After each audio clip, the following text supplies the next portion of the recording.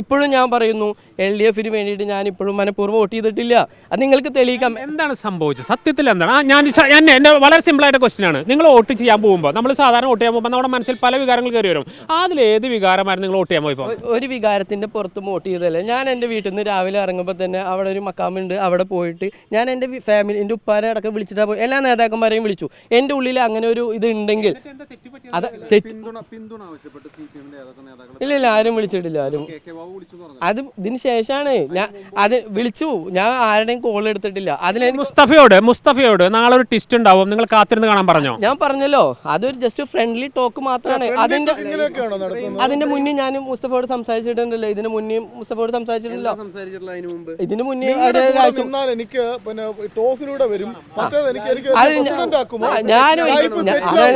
ഇതൊരു ഫ്രണ്ട്ലി ഇല്ല. ഞാനൊരു പൊതുപ്രവർത്തകനാണ്. ലൈഫ് പ്രശ്നമായോ? ഞാൻ ആരുടെങ്കിലും ഒരു രൂപ വാങ്ങിച്ചു അല്ലെങ്കിൽ കാശ് വാങ്ങിച്ചിട്ടുണ്ടെങ്കിൽ മാത്രമാണ് എനിക്ക് ഭയപ്പെടേണ്ട കാര്യമുള്ളൂ. ഞാൻ ഇന്ന് വരെ ഒരാളുടെ കയ്യിലും ഒരു രൂപ ഇതിന്റെ പേരിൽ വാങ്ങിച്ചിട്ടില്ല. ഇല്ല, ഭയങ്കര പ്രതിഷേധം നടക്കുന്നു. എനിക്ക് ഭീഷണി അടക്കമുണ്ട്, ഒരുപാട് ഭീഷണികളുണ്ട്. ഓരോരുത്തർ വിളിച്ചിട്ട് എനിക്ക് എന്നെ ആ സോഷ്യൽ മീഡിയയിലൊക്കെ ഭയങ്കരമായിട്ട് നമ്മുടെ അപകീർത്തിപ്പെടുത്തിക്കൊണ്ടിരിക്കുകയാണ്. കാരണം ഞാനിതൊരിക്കലും അറിഞ്ഞുകൊണ്ട് ചെയ്ത തെറ്റല്ല.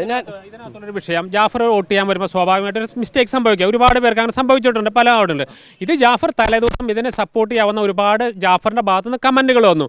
അതാണ് ജാഫറിനെ സംശയത്തിന് മുകളിൽ നിർത്തുന്നത്. തീർച്ചയായും അത് എനിക്കും, ഞാനാണെങ്കിലും ആ ഒരു രീതിയിലാണ് ചിന്തിക്കുക. പക്ഷെ അത് ജസ്റ്റ് ഒരു ഫ്രണ്ട്ലി ടോക്ക് മാത്രമാണ്, അതിൻ്റെ അപ്പുറത്തേക്ക് ഒന്നുമില്ല. എൻ്റെ നാട്ടിലടക്കം ജാഫറാണ് ഇപ്പോൾ തുറപ്പിച്ചിട്ട് എന്നുള്ള രീതിയിൽ അവിടെയൊക്കെ എല്ലാവരും സംസാരിക്കുന്നുണ്ട്. പക്ഷേ LDF ഭാഗത്തുനിന്ന് ഒരാൾ പോലും എന്നെ ഇന്നവരെ സംസാരിക്കാനോ എന്നെ വിളിക്കുകയോ ഒന്നും ചെയ്തിട്ടില്ല. അതാണ് വസ്തു. ആര് വിളിച്ചു? അത് ഇതിന് ബാബു അത് ഇതിന് മുമ്പ് വിളിച്ചിട്ടില്ല. കോളുകൾ ഒരുപാട് വന്നിട്ടുണ്ട്. പക്ഷെ അത് ആകെ സേവുള്ള ബാബുവിൻ്റെ പ്രസിഡന്റ്, അത് കഴിഞ്ഞ വർഷത്തെ പ്രസിഡന്റ് എന്നുള്ള രീതിയിൽ നമ്മൾ സേവ് ചെയ്ത് വെച്ചാണ്. അതിൻ്റെ അപ്പുറത്തേക്ക് ആൾ വിളിച്ചു, ഞാൻ കോൾ എടുത്തിട്ടില്ല. ആളെ എനിക്ക് വോയിസ് അയക്കിയത് ജാഫർ എന്താണ് പ്രശ്നം, അല്ല എന്തോ അവർ പ്രതിഷേധ പ്രകടനം നടത്തി. ഞാൻ അതാ പറഞ്ഞു, ഞാനത് മനഃപൂർവ്വം ചെയ്തതാണെങ്കിലാണ് എനിക്കത് വായിക്കേണ്ട കാര്യമുള്ളൂ. എൻ്റെ അടുത്ത് തെറ്റ് പറ്റി, ഞാനത് അക്സെപ്റ്റ് ചെയ്യുന്നു. അത് ബൈ മിസ്റ്റേക്കിൽ പറ്റിയതാണ്. അതിൻ്റെ അപ്പുറത്തേക്ക് വേറെ ഒരു രീതിയിലും ഒരു സംഭാഷണത്തിൽ പറയുന്നുണ്ട്, നിങ്ങളൊരു വിദ്യാഭ്യാസമുള്ള ആളാണ്, വിദ്യാഭ്യാസമുള്ള ചെറുപ്പക്കാർ വരണം, ഈ ഷാനവാസിനെ പോലുള്ള ആളുകളല്ല വരണം എന്നൊക്കെ പറഞ്ഞു. അപ്പം അത്രയും വിദ്യാഭ്യാസമുള്ള ഒരാൾക്ക് അങ്ങനെ ഒരു മിസ്റ്റേക്ക് പറ്റുമോ? അതാ പറയണേ, മനുഷ്യനാണല്ലോ ഞാനും.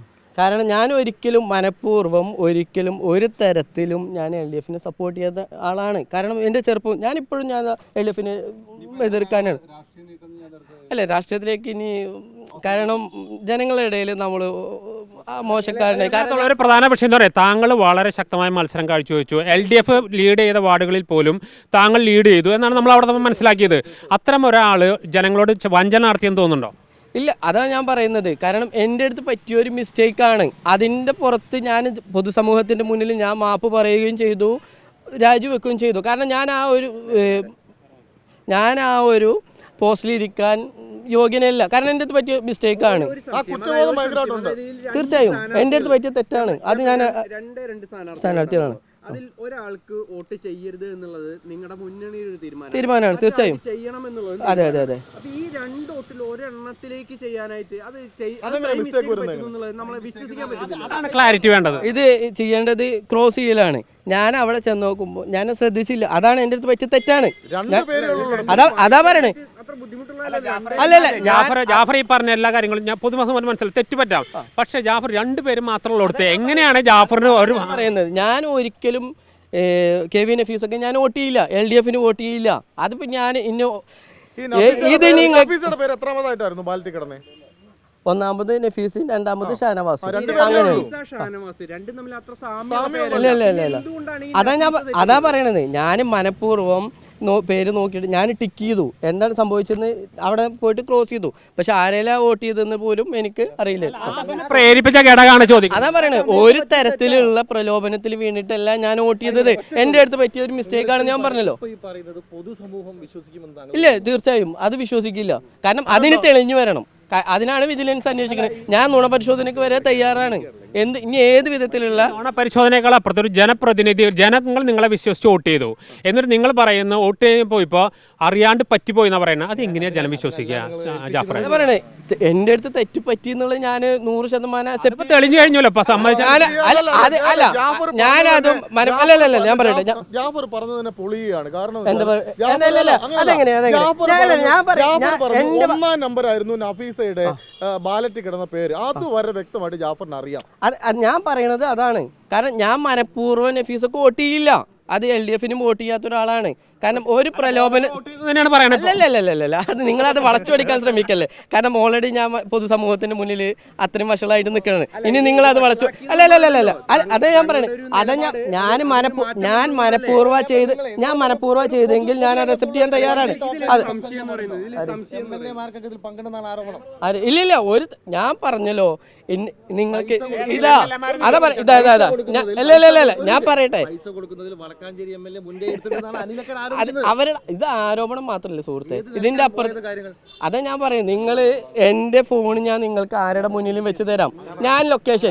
എൻ്റെ ലൊക്കേഷൻ ആരുടെ കൂടെ ആയിരുന്നു, ഏത് സമയത്തായിരുന്നു, നിങ്ങൾക്ക് അങ്ങനെ തെളിയിക്ക്. കാരണം ഞാനൊരു തരത്തിലും ഞാൻ പറയാലോ. തലേദിവസം മൂന്നാർ പോയിരുന്നോ? ഇല്ല ഓഡിയോയില് മൂന്നാർ വരുന്നുണ്ട്. ആര്? നിങ്ങളെ മുസ്തഫയായിട്ട് സംസാരിക്കുന്ന ഓഡിയോയിൽ നിങ്ങൾ എവിടെയാന്ന് വെക്കുന്നത്? നിങ്ങൾ മൂന്നാറാണെന്ന് പറയുന്നത് ഓഡിയോ കേൾക്കണോ? അത് ഞാൻ പറഞ്ഞല്ലോ, ഫ്രണ്ട്ലി ടോക്ക്. ഞാനിപ്പോ കൊറ്റിപ്പുറത്തിരിക്കുന്നുണ്ട്, സെന്ററിൽ നിന്നിട്ടാണ് സംസാരിക്കണത്. അല്ല ഞങ്ങൾ ഇത് കൊച്ചു വർത്താനല്ലാന്ന് പിറ്റേ ദിവസം തെളിഞ്ഞു. അത് നിങ്ങൾ അതാ ഞാൻ പറഞ്ഞത്, നിങ്ങൾക്ക് മാധ്യമത്തിന് എങ്ങനെ വേണമെങ്കിലും ഇത് വളച്ചോടി. അല്ലല്ല വസ്തുതയാണ്. അങ്ങനെയല്ല അങ്ങനെ പറയരുത്. അല്ലല്ല അത് ഞാൻ പറഞ്ഞല്ലോ നിങ്ങളുടെ അടുത്ത്. ഇത് ഞാൻ താങ്കൾ പറഞ്ഞ ട്വിസ്റ്റ് സംഭവിച്ചു എന്നുള്ളതല്ലേ? തീർച്ചയായും ഇല്ല പൊതുസമൂഹത്തിന്റെ മുന്നിൽ ഓക്കെയാണ്, ഞാൻ തെറ്റുകാരനാണ്. കാരണം ഒരു തരത്തിൽ പോലും നിങ്ങൾക്ക് ആർക്ക് വിശ്വസിക്കണമെങ്കിലും വിശ്വസിക്കാം, വിശ്വസിക്കാതിരിക്കാം, നിങ്ങളുടെ കാര്യം. ഒരു തരത്തിൽ പോലും ഞാൻ അറിഞ്ഞുകൊണ്ട് ഞാൻ LDF-ൻ്റെ ഭാഗത്തു നിന്നോ അതല്ലെങ്കിൽ വേറെ ആരുടെ കയ്യിൽ നിന്നോ 1 രൂപ പോലും വാങ്ങിച്ചിട്ടല്ല ഈ വോട്ട് ചെയ്തത്. അതെൻ്റെ ബൈ മിസ്റ്റേക്ക് കാരണം സംഭവിച്ചു പോയതാണ്. അന്വേഷണ സംഘം എന്താണ് ഇതിനുണ്ടായ സാഹചര്യം, എങ്ങനെയായിരുന്നു വോട്ട് ചെയ്തത്, ഇനി ഇതിന് എന്തെങ്കിലും പ്രലോഭനങ്ങളിലാണോ വീണത്, അതിനെക്കുറിച്ച് എല്ലാ കാര്യങ്ങളും ചോദിച്ചിട്ടുണ്ട്. ഇല്ല, അത് അവരുടെ അന്വേഷണം കഴിയട്ടെ, അതിനുശേഷം വിളിക്കാന്ന് പറഞ്ഞിട്ട് ഞാൻ ഏത് അന്വേഷണത്തോടും സഹകരിക്കാൻ ഞാൻ തയ്യാറാണ്. കടുത്ത മാനസിക വിഷമത്തിലാണ് ഇപ്പോൾ. തീർച്ചയായും ചെയ്തു പോയത് തെറ്റ് പറ്റി എന്നുള്ളത്. കാരണം എൻ്റെ അടുത്ത് ഒരു തെറ്റ് പറ്റാൻ പാടില്ലായിരുന്നു. ആ ഒരു തെറ്റ് പറ്റിയതാണ്.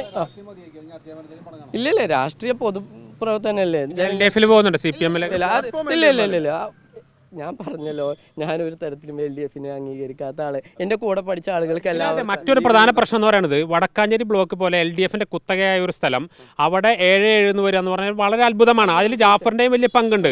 അതിൽ ആ നേട്ടത്തിന് മുന്നിൽ നിൽക്കുമ്പോൾ ജാഫർ തകർത്ത് കളഞ്ഞു എന്നാണ് അവർ പറയുന്നത്. അത് മനഃപൂർവ്വം ഞാൻ അത്രയും കാരണം എഫേർട്ട് എടുത്തിട്ടാണ്, ഞാൻ എൻ്റെ ജോലി വരെ രാജിവെച്ചിട്ടാണ് ഞാൻ ഇത് ചെയ്തത്. കാരണം അത് അത്രയും കോൺഫിഡൻസ് ആയതുകൊണ്ടാണ്. കാരണം നമുക്കത് പിടിച്ചെടുക്കാൻ പറ്റും. കാരണം ഞാൻ എൻ്റെ വാർഡിലെ ബ്ലോക്ക് ഡിവിഷനിൽ ഒരൊറ്റ വീട് പോലും കയറാത്തില്ല, എല്ലാ വീട്ടിലും കയറിയ ആളാണ്. കാരണം ഇത് 1 മാസത്തിൻ്റെ അപ്പുറത്ത് ഞാൻ ഹാർഡ് വർക്ക് ചെയ്തതിൻ്റെ റിസൾട്ടാണ്. കൃത്യമായ കാഴ്ചപ്പാടും കൃത്യമായ നിലപാടുണ്ടായിരുന്ന ഒരാളാണ്, പക്ഷെ അവസാനം പഴച്ചു. ആ റിസൾട്ട് ഉണ്ടാക്കാൻ ഞാൻ അത്രയും ഇതാക്കിയിട്ട് എൻ്റെ രാഷ്ട്രീയ ഭാവി അടക്കം പോയി.